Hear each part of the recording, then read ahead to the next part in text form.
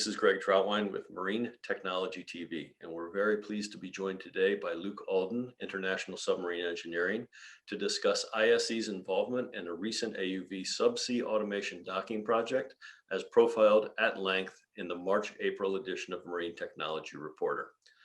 Luke, to start us off, ISE, as I stated, was involved in a project to put AUV autonomous subsea docking to the test. Can you give us a brief overview of the project? Yeah, sure. So our project was to get our large displacement AUV to dock with our towed system.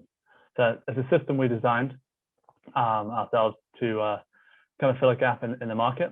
The project was about a year long, and it culminated in 2 weeks of trials recently in sunny BC or rainy BC, and we successfully docked multiple times.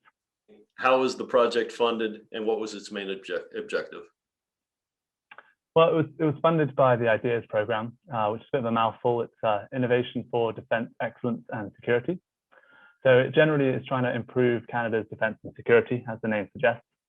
And we were trying to develop the missing piece, which will enable Canada to effectively monitor its territory. It's obviously quite a large coastline here.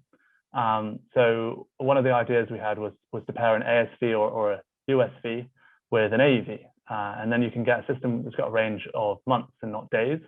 And when you're trying to monitor a large coastline, it makes everything a lot better. So the system would then be able to charge itself. So you can get an ASV with a long battery life for diesel engines, and then you can charge the AUV, and then you can also retask from shore. So yeah, the cost of operations becomes like how much you have to pay the operator, and obviously the initial investment and the fuel. So, Luke, we as an industry have been talking about resident systems for quite some time. Why do you see this as a trend? Well, that's an interesting one. I think the main reason is there's lots of inspection that happens. There's lots of subsea assets, cables, all sorts of stuff for oil and gas. And if you're trying to monitor that, you've got to send a ship. And that surface ship can cost anything, all the way up to a couple of $100,000 a day. It's a huge cost, and I expect that's one of the main drivers there. But also persistent monitoring. If you want to monitor anything on the ocean floor right now, you kind of have to wait until there's a scheduled maintenance. So you get kind of one data point every few months.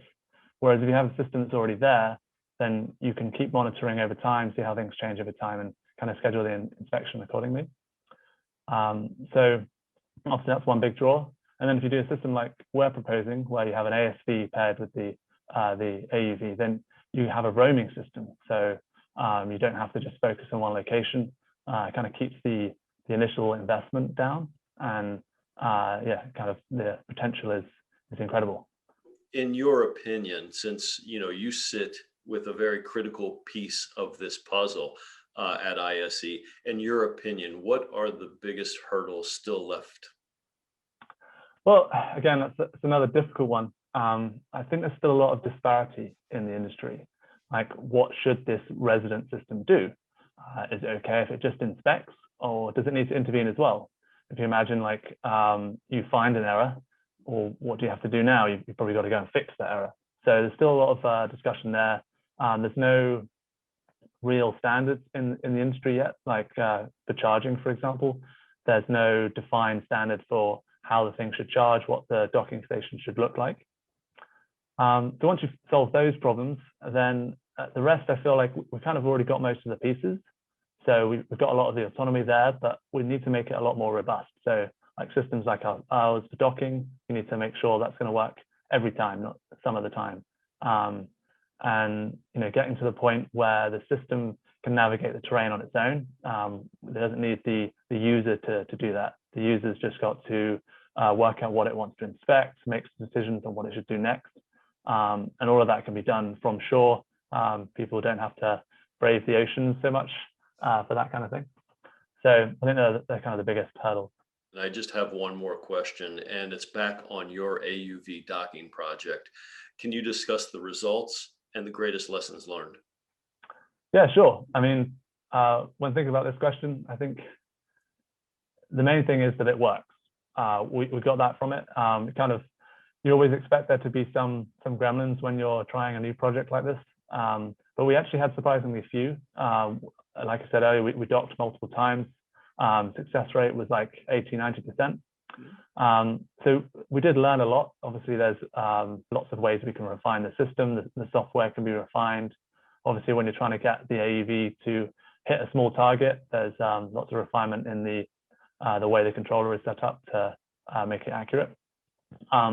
We also already know, for example, on the mechanical side, that we can make the whole system a lot smaller.